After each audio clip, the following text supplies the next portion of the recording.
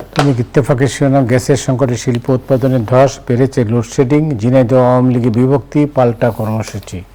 মানবজমিন, ব্রিটেনের প্রথম নারী মুসলিম বিচারমন্ত্রী শাবানা মাহমুদ, বাংলা ব্লকেড আসছে হরতাল, কোটা বিরোধী আন্দোলন। সমকাল বিচারে ধীর গতি, সুযোগ নিচ্ছে দুর্নীতিবাজরা, কোটা বিরোধী শিক্ষার্থীরা বড় আন্দোলনের পথে। আমাদের সময় অচলাবস্থা কাটবে কবে? অর্থনীতি ছাপিয়ে কৌশলগত অংশীদারিত্ব চায় বেইজিং। কালবেলা বিমানে পদোন্নতি পাচ্ছেন চোরাচালানে জড়িতরা, দুই মন্ত্রণালয়ের সংসদীয় কমিটির কঠোর বার্তা।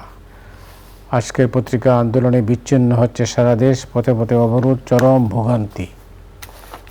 দেশ রূপান্তর, হাওরের পানিতে কাগজে উন্নয়ন, ধর্মঘটের সঙ্গে বাংলা ব্লকেড। মানবকণ্ঠ, আওয়ামী লীগের ভেতরে বাড়ছে সংঘাত, বাড়ছে হতাহতের সংখ্যা।